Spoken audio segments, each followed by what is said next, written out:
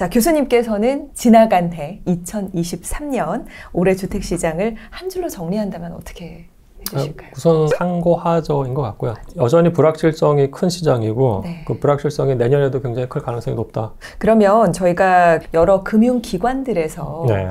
한 해 동안의 어떤 인사이트도 좀 정리가 되고 내년에 예측을 하는 그런 보고서들을 많이 내놓더라고요. 일단 2024년에 주택시장 전망에 대해서 일단 키워드를 좀 뽑아보자면 불안한 반등 속 시장 차별화 심화라는 요 한 줄이 뽑혀져 있는데 교수님 어떻게 보시나요? 네, 그래서 반등이란 키워드가 사실은 시각에 따라서 동의를 하느냐 안 하느냐는 좀 다를 것 같아요. 네. 제가 봤을 때는 내년에 반등을 할까는 잘 모르겠어요. 왜냐하면 지금 이제 아까 말씀드린 것처럼 저는 이제 시점이 아니고 상황이기 때문에 네. 상황이 정리되는 것이 중요하고 그 상황이 정리되기 전까지는 반등은 있을 수는 없는 거죠. 정리되기 전에. 그렇죠. 그죠? 굉장히 불안정성이 있기 때문에. 네.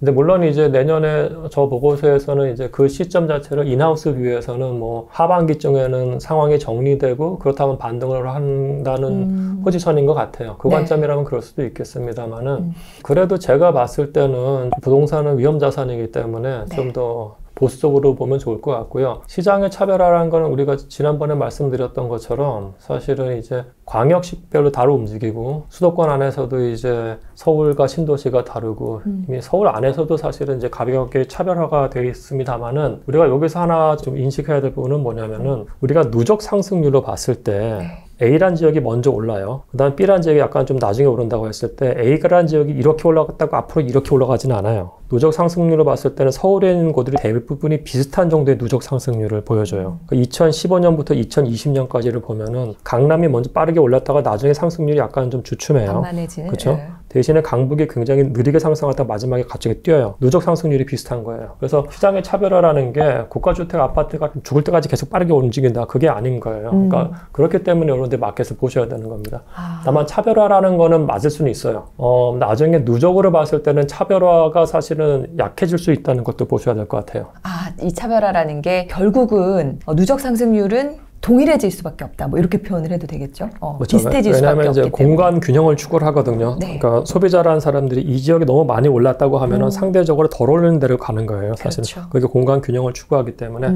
다만 물론 재화의 성격은 다르겠죠. 네. 그럼에도 불구하고 데이터상으로 봤을 때 누적적으로 보면 서울은 비슷한 수준의 누적 상승률을 보여줘요. 그러면 여러 가지 키워드들이 지금 밑에 적혀져 있거든요. 뭐 부채 부담, 매도 매수 줄다리기, 뭐 수요 쏠림 현상이나 이런 여러 가지들의 전망을 해보자면 이럴 것이다 라고 전문가분들이 또 얘기를 하신 것 같은데 아무래도 고금리 여건이 좀 지속될 수밖에 없다는 거 여기에 아무래도 동의하죠. 지금은 금융장세이기 때문에 여전히 금리 수준이 어느 정도 되고 그게 어느 정도까지 길게 갈 것인가는 계속 체크를 해야 되는 거고 DSR 한도 초과 이런 차입 여력 약화도 마찬가지로 좀 자기의 소득 대비 주거 비용의 지출이 어느 정도 가능하냐에 대한 그 부분이어서 저 부분은 이제 좀 보셔야 되는 것 같고요.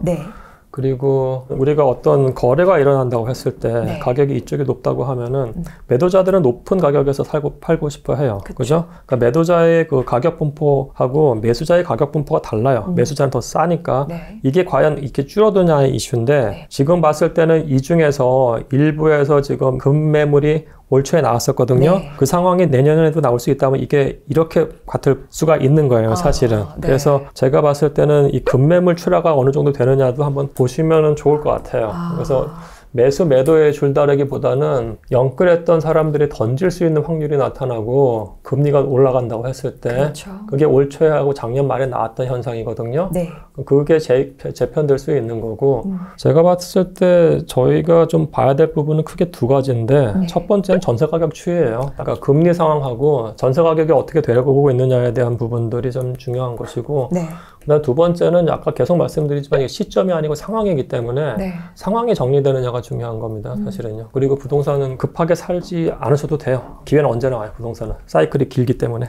그래서 사실 교수님 이게 부동산 트렌드 2024 같은 경우도 저는 부재에 상당히 의미를 담고 있다라고 생각이 듭니다. 근데 부재를 서울 아파트 상승의 전조 라고 찝어주셨어요. 네. 정말 이 부분에서 이 전조가 분명히 여러 가지 움직임들이 좀 느껴지시기 때문에 짚어주신 게 아닐까 싶거든요. 네, 그렇죠. 저는 이제 전세 가격 상승을 굉장히 염려하는 사람이기 때문에 전세 가격 상승이 되고 있어요. 네. 그 다음에 서울 같은 경우에 입주 물량이 지금도 약간 있고요. 네. 2025년부터 심각해요. 그러면은 이거는 무조건 전세 가격을 더 올려요. 그러니까 모든 여건들이 전세 가격을 올릴 수 있는 여건으로 지금 다 가고 있어요. 사실은. 네, 모든 여건들이. 그러면 이게 올라간다고 했을 때 매매 가격이 떨어지면 이게 스프레드가 붙으면 갭 투자 나오거든요. 그게 2010년대 중후반에 나타났던 일이에요. 이게 2010년대 상황의 데자부가 될 수도 있기 때문에 염려스러운 것이고 내년은 여전히 어렵습니다만 2025년 한 번에 이게 상황이 바뀌어버릴 수도 있는 거예요. 사실은. 네. 작년에 그렇게 어려웠는데 올 초에 한순간에 바뀌어버렸거든요. 그죠? 근데 지금도 약간 좀 바뀌어버릴 수가 있어요. 지금 완전 다운턴을 가고 있으니까 단기적으로. 근데 이게 주구장창 다운턴으로 가는 게 아니에요. 근데 이게 어느 순간에 한 번에 또 바뀔 수가 있는 겁니다. 사실은요. 지금은 사이클이 굉장히 짧아지고 있다는 게 제가 봤을 때 문제예요. 그러니까 사람들이 정보가 굉장히 빨리 돌면서 결정을 굉장히 빨리 해요. 과거보다. 근데 그런 확확 바뀌는 와중에서 전세 가격이 계속 상승하고 있는 게 계속 보인다. 상황에 상관없이 전세 가격이 상승한다.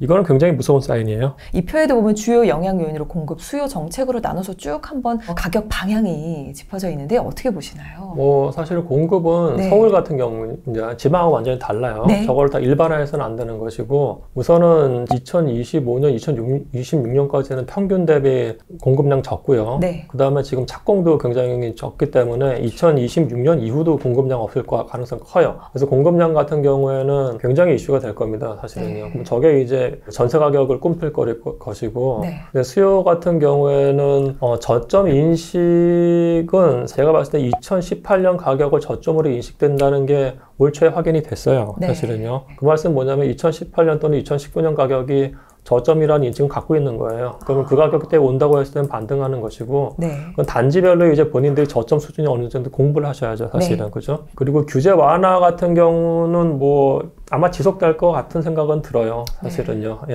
예. 그래서 수요 측면에서 저 부분은 이제 제가 봤을 땐 금리가 가장 크고요. 전세 가격이 오르는 거가 매매 수요를 언제쯤에 붙을 것인가. 우리가 테니어 초이스라고 하는데 전세를 살지 아니면 매매로 갈지를 결정하는데 여기서 아마 올라갈 가능성들이 높거든요. 이동할 가능성. 네. 예, 그게 이슈가 될 것 같고요. 세 번째는 정책 모기지 축소는 아마 특례보금자리론 이런 거 없어지는 거 말씀을 드리는데 저게 어떻게 나올지 모릅니다. 지금 정권에서 아마 부동산 살리기로 간다고 했을 때 또 다른 모기지 인센티브 정책이 나올 수 있기 때문에 그건 보셔야 될 것 같아요. 네. 규제 완화 저런 게 제일 문제예요. 저런 식으로 해서는 안 되고요. 네. 이게 정책이라고 하면은 기존 아파트에 대한 임대 사업자 등록 이런 거는 없애버려야 돼요. 왜냐면은 그건 공급량을 늘리는 것도 아니고 가격만 부추겨요. 시장을 교란시켜버리는 거기 때문에 아예 없애야 돼요. 예. 그리고 오히려 저런 은행에서 저런 얘기를 하는 것보다는 정책에 대해서 뭐가 필요한지 얘기를 해줘야 되는 거죠. 사실은요. 예. 참 주요 영향을 주는 요인들이 정말 유기적으로 연결도 돼 있고 복잡하지만 그중에서 지금 교수님의 얘기를 들어봤을 때 어느 포인트들을 조금 집중해서 보는 게 좋겠다라는 게 정리가 좀 되실 거예요. 특히 강조해 주신 건 이제 금리에 대한 부분을 강조를 해 주셨는데 그렇다면 내가 정말 적절한 수준으로 내가 지금 모아놓은 돈도 있고 집을 좀 사야겠다. 이제는 내가 좀 보고 있는 주택이 있다라고 한다면 아무래도 금리 상황을 조금 집중적으로 보면서 대비를 하면 될까요? 그렇죠. 제가 봤을 때는 그렇게 가시는 게 맞죠. 네. 교수님께서 이제 무주택자인 제자가 있으세요. 가정을 이뤘는데 내년에 객관적으로 좀 집을 사기 좋은 타이밍으로 보시는지 지금 괜찮은 것 같아 추천해 주실 만한지. 장기적으로 봤을 때 지금 공급 부족이 심각할 거기 때문에 그리고 플러스 주택이라는 거는 보유하는 게 나중에 본인의 사회생활 또는 뭐 어떤 생활이건 장점이 돼서 주택을 보유하는 거는 머스트예요. 머스트인데 네. 이제 시점에 대한 부분들이 제가 계속 염려가 되는 것이 이게 시점이 아니고 상황인 게 예를 들어서 내년에 PF가 정말 세게 터졌어요. 그럼 그때 그냥 단기적으로 뭔가 충격이 온다고 했을 때 상반기에 산 사람들은 당황할 수도 있는 거라고요. 사실은요. 그죠? 그리고 금리가 갑자기 더 올라 버릴 수도 있는 것이기 그렇죠. 때문에 이 부분들이 정리가 되는 거를 보고서 마켓에 들어갔으면 좋겠어요. 사실 제가 2010년대 초반에는 제 제자들한테 집 사라고 그랬어요. 사실은요. 네. 왜냐면 그때 뭐 얘기가 나온 게 뭐 몇 년 후에 반값 되는 그건 말도 안 되는 소리이기 때문에 앞으로도 그런 얘기 나올 수 있는 그런 말도 안 되는 소리고요. 집을 사야 되는 건 맞는데 서울 같은 경우에 다만 이거는 위험 자산이기 때문에 그렇죠. 잘 상황 정리되는 거 보시고 사야 돼요. 교수님 앞서도 강조해 주셨던 부분인데 PF가 만약에 터지게 되면요. 그러니까 일반인들이 느끼는 건 어떤 사태가 벌어지는 걸까요? 뭘 조심해야 되는 우선은 걸까요? 이제 PF가 터지면은 네. 이제 채권 금리가 확 올라가요. 채권 금리가 확 올라가면은 주담대가 새로운 레벨이 돼버리는 거예요. 네, 그래서 변동으로 된 주담대를 사는 분들은 금리가 확 올라가 버릴 수가 있는 거예요, 사실은. 고정금리가 아니라 변동금리. 그렇죠. 그리고 이게 신용경색으로 가기 때문에 금융시장이 굉장히 어려워지면서 네. 이게 또 다시 이제 금리를 압박을 하는 거죠. 그리고 이제 그렇게 되면은 또 문제가 뭐냐면은 제가 봤을 때 PF 사태 터지면은 그 금융권은 괜찮아요. 금융권은 네.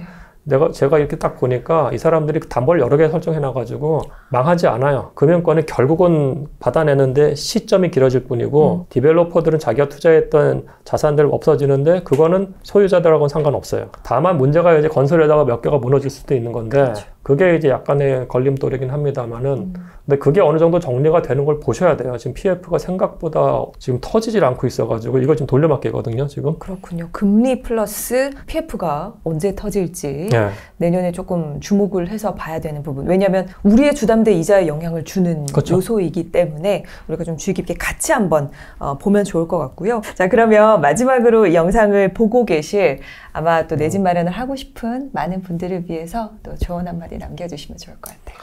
자산 가치 상승이 본인의 소득 상승보다 항상 장기적으로 봤을 땐 커요. 그렇기 때문에 본인이 살 집을 갖고 있다는 거는 굉장히 중요한 거고요. 그러기 위해서는 가장 큰 재화이기 때문에 위험 자산이에요, 동시에. 그래서 이 위험성이 어떻게 되느냐에 대한 부분들은 정 모르겠으면은 바닥을 찍은 다음에 거래량이 많이 올라가는 걸 확인을 하시고 바닥이 아니고 무릎 정도에 사도 충분하기 때문에 너무 휩쓸리지 마시고 좀 결정을 했으면 좋겠어요. 제가 봤을 때는 내년 같은 경우는 굉장히 또 불안정한 해가 될 가능성이 높기 때문에 너무 일비하지 않았으면 좋을 것 같아요. 네.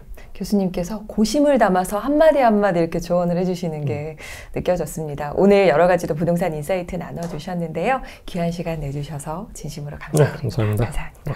부동산을 아예 몰랐었어요. 감으로 대출 한 이 정도면 되겠지? 사장님한테 그냥 물건 보여달라 그러고 막 이렇게 계산을 해주셨어요. 근데 하나도 모르겠는 거예요. 이렇게 내 집 마련을 하는 게 맞나? 너나이님이 강의에 대해서 언급을 하셨는데 A to Z까지 다 알려주셨어요. 아파트 이름만 얘기했는데 그거에 대해서 다 알고 계신 거예요. 어떤 지역을 선정을 해가지고 예산을 어떻게 설정해야 되는지 딱 알려주시는 게 저는 되게 신선했어요. 한 번도 그렇게까지 계산해보지는 않았었거든요. 부동산에 가서 어떻게 해야 되고 매물을 어떻게 봐야 되고 그걸 어떻게 매수까지 이을 수 있는지 그거를 진짜 하나하나 다 체계적으로 알려주시더라고요. 그래서 내 집 마련은 이런 프로세스로 해야 되구나. 서울이나 경기도에서는 이렇게 집을 봐야 되는구나. 이런 가격일 때 굉장히 싼 가격이구나. 이런 거를 이제 판단할 수 있는 이 강의를 듣는 거를 망설이는 분들의 마음이 너무 이해가 돼요. 제가 그랬었기 때문에 이게 과연 맞나? 그런 생각을 많이 했었지만 너무 체계적이었고